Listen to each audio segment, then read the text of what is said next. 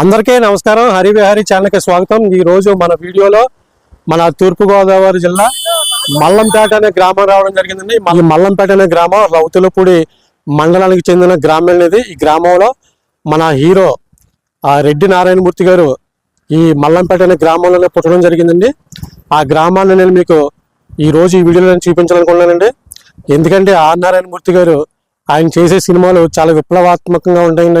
ఆయన సినిమాలన్నీ కూడా ఒక ఎర్రసైనం కావచ్చు, ఒక సీమల దండు కావచ్చు, ఇలాంటివి ఎన్నో వైవిధ్యమైన సినిమాలు చేస్తూ ఉంటారు. ఆయన ఎక్కువగా ఆయన పీపుల్స్ గురించి లేకపోతే ఈ విప్లవాత్మక సినిమాలు చేయడం బట్టి ఆర్ నారాయణమూర్తి గారిది అందరూ కూడా తెలంగాణ అనుకుంటారంటే ఆయన ఏమాత్రం తెలంగాణ కాదైంది మన తూర్పుగోదావరి జిల్లా, అది కూడా మా జిల్లాలో పుట్టారైనా.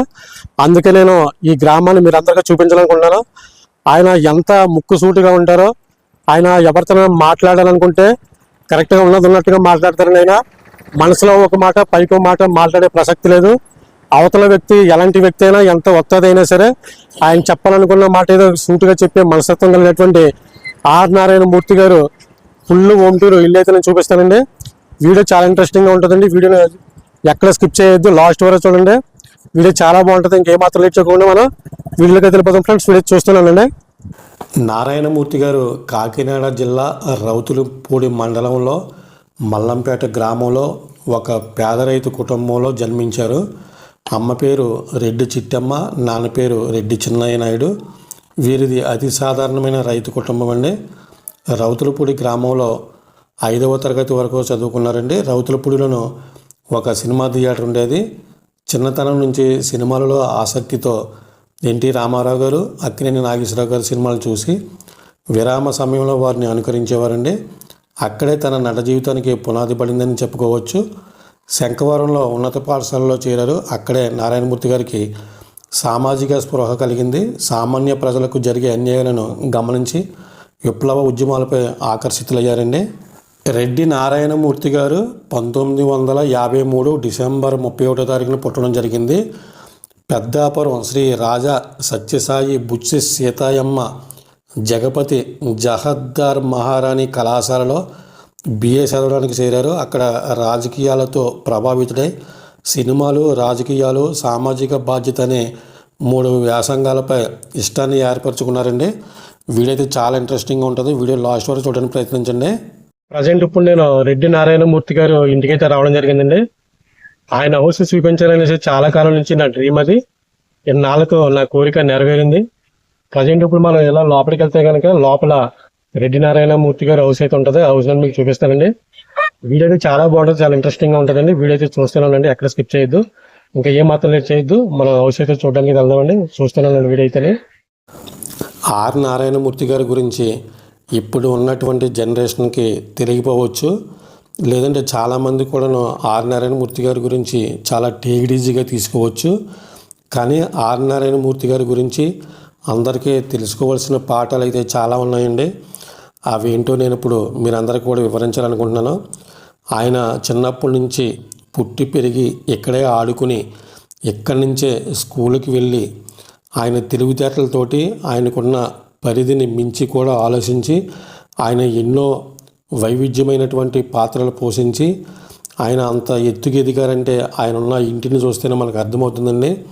ఆయన చాలా బోలా మనిషి. ఆయన ఎవరికి శత్రువుగా ఉండాలని ఎప్పుడు అనుకోలేదు. మొత్తం సినిమా ఫీల్డ్లోని అందరితోటి కూడా చాలా క్లోజ్గా మూవ్ అవుతూ ఎవరికి వ్యతిరేకం కాకోకుండా ఎవరు పిలిస్తే వాళ్ళ సినిమా ఫంక్షన్లకి రావడం, ఆయన మాట్లాడే విధానం చూస్తే ముచ్చటేస్తుందండి. అలాంటి ఆర్ నారాయణమూర్తి గారు సినిమా నిర్మాత, cinema director, cinema story writer, మొత్తం సినిమా అంతా స్టార్ట్ చేసి మొత్తం సినిమా రిలీజ్ చేసే వరకు కూడా ఆయన ఎంతో శ్రమించి ఎంతో కష్టపడి ఆ సినిమా థియేటర్లోకి వదిలే వరకు కూడా ఆయన సరిగ్గా కంటి మీద కునికి లేకోకుండా, సరిగ్గా తినకోకుండా ఎలాంటి వర్క్ చేస్తారో ఆయన చూసి నేర్చుకోవచ్చండి. ఆర్ నారాయణమూర్తి గారు ఆయన తలుసుకుంటే బెంజ్ కారులో తిరగవచ్చు, లేదంటే ఏసీల్లో పడుకోవచ్చు, ఆయన విలాసవంతమైన జీవితాన్ని గడపవచ్చు. కానీ ఒక సాధారణమైన వ్యక్తి ఎలాంటి జీవితాన్ని అయితే కోరుకుంటారో అలాంటి జీవితాన్ని ఆయన ఒక ముతక పంచ, ఒక టవల, ఒక షర్ట్ వేసుకుంటూ ఒక సాధారణమైన వ్యక్తి ఎలాంటి జీవితాన్ని కోరుకుంటారో అలాంటి జీవితాన్ని గడపడానికి బాగా ఇష్టపడే ఆర్ నారాయణమూర్తి గారు ఆయన రోడ్డు మీద మామూలుగా నడుచుకుంటూ వెళ్ళిపోతూ ఉంటారు. ఆయన ప్రయాణం చేయడానికి ఆర్టీసీ బస్సులు ఉన్నాయి, లేదంటే ఆటోలు ఉన్నాయి. వీటిలో ఏదోటి ఉపయోగించుకుంటే గమ్యస్థానానికి చేరడానికి అయితే ఆలోచిస్తారు.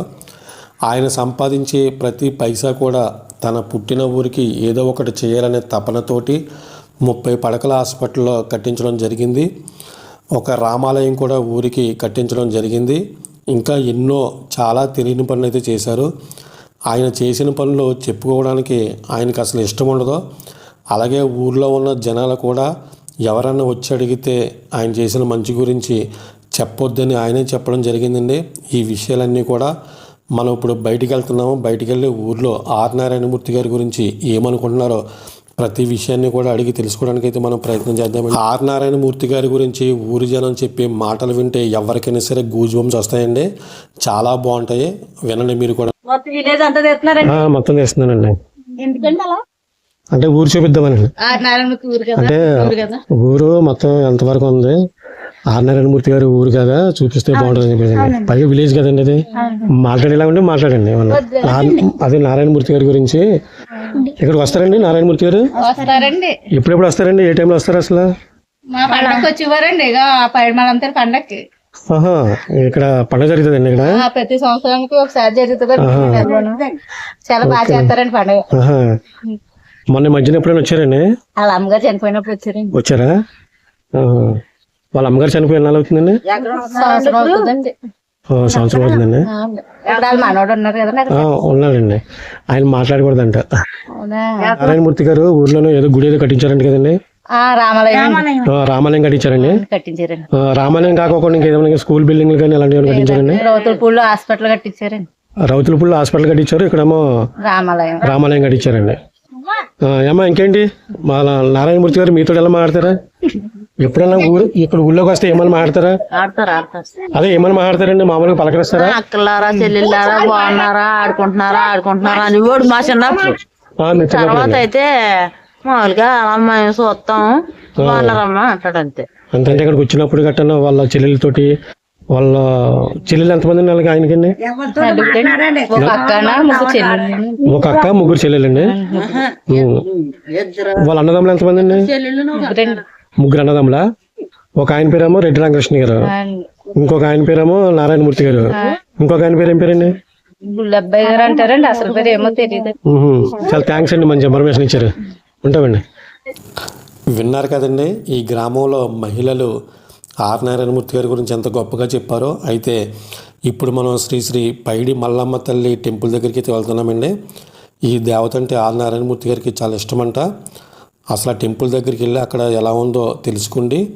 మన టెంపుల్ అంతా చూద్దామండి. అక్కడ ఒక మనిషి కూర్చొని ఉన్నారు, ఆయనతో కూడా మాట్లాడడానికి అయితే మనం ట్రై చేద్దామండి. వీడియో చూస్తూనే ఉండండి.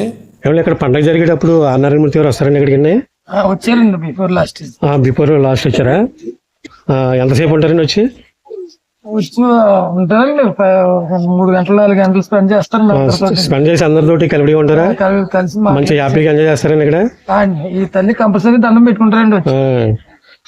చెప్పారండి, అంటే ఈ తల్లి అంటే చాలా ఇష్టం అండి కదా నారాయణమూర్తి గారికి. మీరు ఏం చేస్తారండి? నేను ఇక్కడ ఫీల్డ్ అసిస్టెంట్ అండి. Field assistant. మీ పేరేంటి? నా పేరు ఎస్ఎస్ పాత్రుడు అండి. ఓకే అండి. ఆయన చేసిన సేవా కార్యక్రమాలు కానీ లేకపోతే ఆయన ఏమన్నా చేసిన మంచి పనులు ఏమంటే చెప్పండి 4 మాటలు. రామాలయం కట్టించారండి, ఇంకా అంతకంటే ఈ మండలంలో అక్కడ హాస్పిటల్ పెద్దది కట్టించారండి. పెద్ద హాస్పిటల్ అండి. ఎన్ని పడకల హాస్పిటల్ అండి అది? అది ప్రెసెంట్ 30 పడకల హాస్పిటల్. 30 పడకల హాస్పిటల్. దాన్ని పెద్ద చేద్దామని చూస్తున్నారండి. ఓకేనండి. రోజులు డెవలప్ అయిందంటే మెయిన్ హాస్పిటల్ కట్టిన తర్వాత డెవలప్ అయిందండి. నిజంగా ఆయన పేరు అందరూ చెప్పుకుంటారు. నిజంగా ఈ ఊరంటే అసలు ఎవరికి తెలియదు అసలు. ఆర్ నారాయణమూర్తి గారి వల్ల మీ ఊరు ఒక పట్టణంలోకి ఎక్కిందండి. అది ఎక్కడ సెర్చ్ చేసినా సరే ఆర్ నారాయణమూర్తి గారు అంటే పలానా అనేసి వచ్చేస్తూ ఉంటది. ఆయన అయితే చాలా మంచి మనిషి అండి. ఆయన అయితే అమ్మా నాన్నగారు ఉన్నప్పుడు మాత్రం వచ్చేవారండి, కంపల్సరీగా పప్పు అన్నం తినేసి వెళ్ళేవారండి. అదే పప్పు గొంగర అంటే ఆయన చాలా ఇష్టం. పప్పు గొంగర అంటే ఇష్టమేనా? తినేసి వెళ్ళేవారండి. ఓకే అండి, చాలా థ్యాంక్స్ అండి, మంచి ఇన్ఫర్మేషన్ ఇచ్చారు. చూసారు కదండి, పైడి మల్లమ్మ తల్లి ఆ వేప చెట్టు కిందే వెలిసిన దేవత అండి. ఈ దేవతకి చాలా అంగరంగ వైభవంగా పండుగ చేస్తారో మనం ఇప్పుడు పంచాయతీ కార్యాలయం దగ్గరికి వెళ్దామండి. ప్రజెంట్ ఇప్పుడు నేను మల్లంపేట గ్రామ పంచాయతీ ఇది. ఇక్కడ చాలా మంది పెద్దలు ఉన్నారు. పెద్దలను అడిగితే ఎవరో చెప్పడం లేదు. ఎందుకంటే రెడ్డి నారాయణమూర్తి గారు చేసిన మంచి పనులు, ఆయన చేసిన మంచి ఎవరైనా చెప్పుకుంటే ఆయనకు నచ్చదు కాబట్టి ఊళ్ళో వాళ్ళందరికీ కూడా చెప్పడం జరిగిందంటే నా గురించి ఎవరైనా మంచి పనులు చేశాననేసి ఎవరైనా చెప్పమని అడిగితే కనుక ఎవరో చెప్పొద్దని చెప్పి చెప్పడం వల్ల ఎవరో చెప్పడం లేదండి. అయినా ఆయన చేసిన మంచి పనులన్నీ కూడా ఆయన చెప్పుకోకపోయినా సరే మనం గూగుల్లో సెర్చ్ చేస్తే గూగుల్లో ప్రతి విషయం కూడా ఇక్కడికి వస్తుందండి. అయితే ఈ గ్రామంలో రెడ్డి నారాయణమూర్తి గారు కట్టించిన రామాలయం ఉంది. ఆయన కట్టించిన ఆ 30 పడకల హాస్పిటల్ కూడా ఉందండి. ఆ హాస్పిటల్ కూడా నేను ఈ వీడియోలో చూపిస్తాను. వీడియో చాలా బాగుంటుంది. వీడియోస్ ఎక్కడ స్కిప్ చేయొద్దండి, చాలా ఇంట్రెస్టింగ్ ఉంటుంది. వీడియో చూస్తున్నానండి. మొత్తం గడప ఎంతన్నారా? 200 హౌస్ ఉంటాయి. 200 హౌస్ ఉంటాయండి. మొత్తం ఓటింగ్ పర్సెంటేజ్ ఎంత ఉంటుందండి? దగ్గరలో 600 దగ్గరలో ఉంటుంది.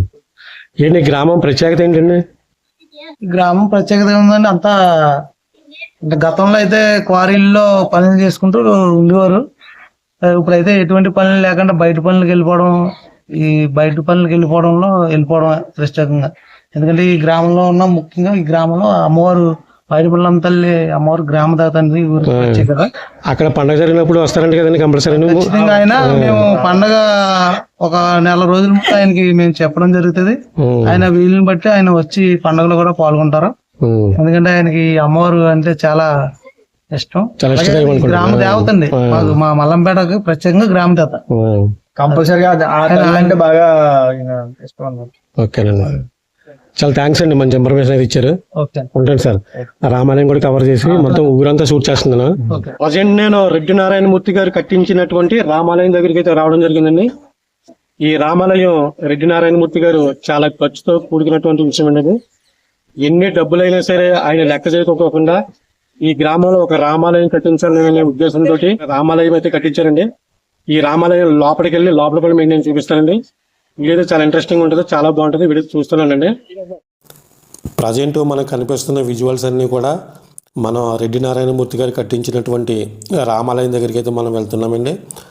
ఆయన కట్టించిన రామాలయం ఎంత గొప్పగా ఉందో, ఈ రామాలయానికి ఎంత ఖర్చు అయి ఉంటుందో మీరు గెస్సింగ్ చేయండి. గెస్సింగ్ చేసి మీరు కామెంట్లోకి వచ్చి కామెంట్ తెలియజేయండి. ఆర్ నారాయణమూర్తి గారు పబ్లిక్ అంతా కూడా మన వీడియో చూస్తున్న వాళ్ళందరూ కూడా ఏమనుకుంటున్నారో నేను కూడా తెలుసుకోవాలనుకుంటున్నాను.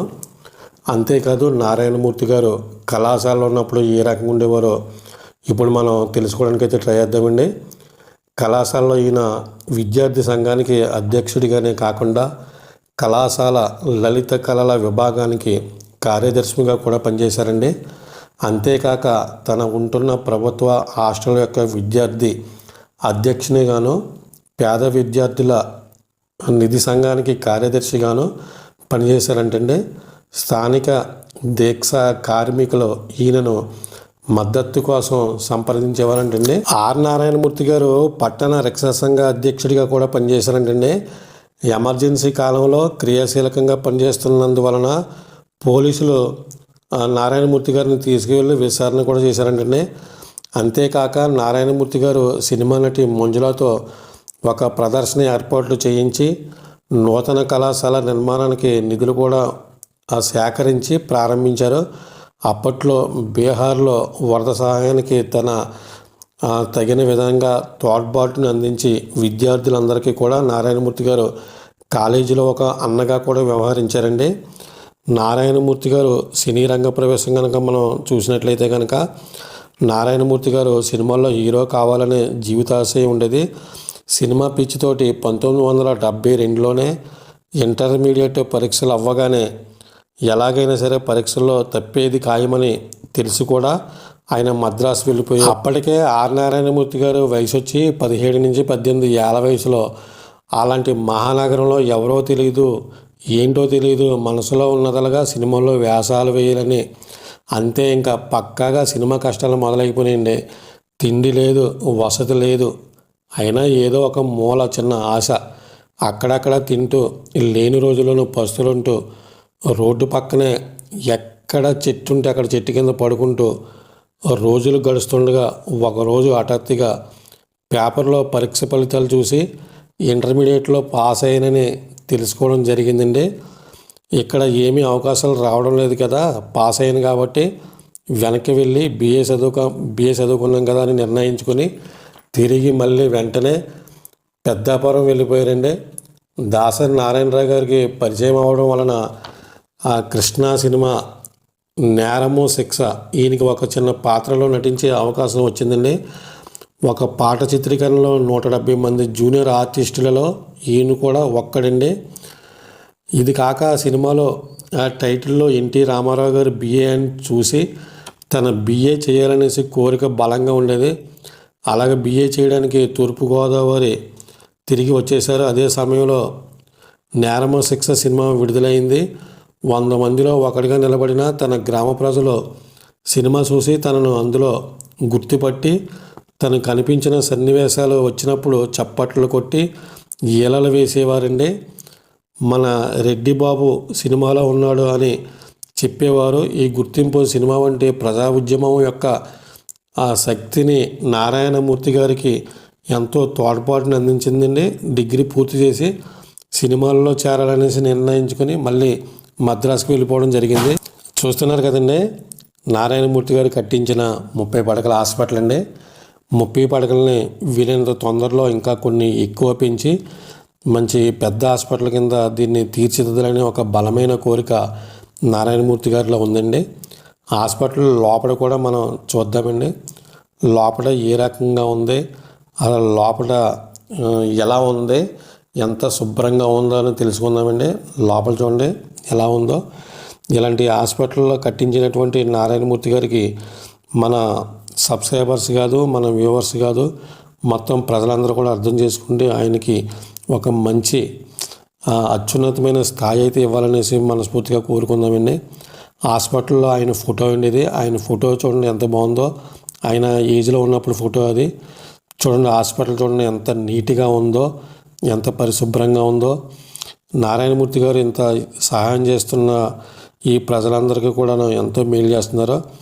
ఆర్ నారాయణమూర్తి గారు ఇంకా మంచి మంచి సినిమాలు చేయాలి, నిర్మాతగా భారీ సినిమాలు చేసి ఇంకా బాగా సంపాదించి ఇంకా పేద ప్రజలను ఆదుకోవాలనేసి మనస్ఫూర్తిగా కోరుకుందామండి. హాస్పిటల్ బయట సైడ్ అయితే మొత్తం ఇలా ఉంటుందండి. చూడండి, అంబులెన్స్లు కానీ లేకపోతే ఎమర్జెన్సీగా ఏం కావాలన్నా కానీ అన్ని పరికరాలు ఉన్నాయండి. ఈ వీడియో మీ అందరికీ నచ్చిందని అనుకుంటున్నాను. వీడియో నచ్చితే ఒక లైక్ చేయండి.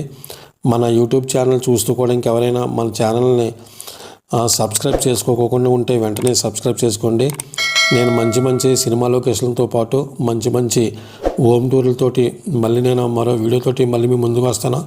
అప్పటి వరకు కూడా మన ఛానల్ వాచ్ చేస్తున్న ఫ్రెండ్స్ అందరికీ కూడా జై హింద్.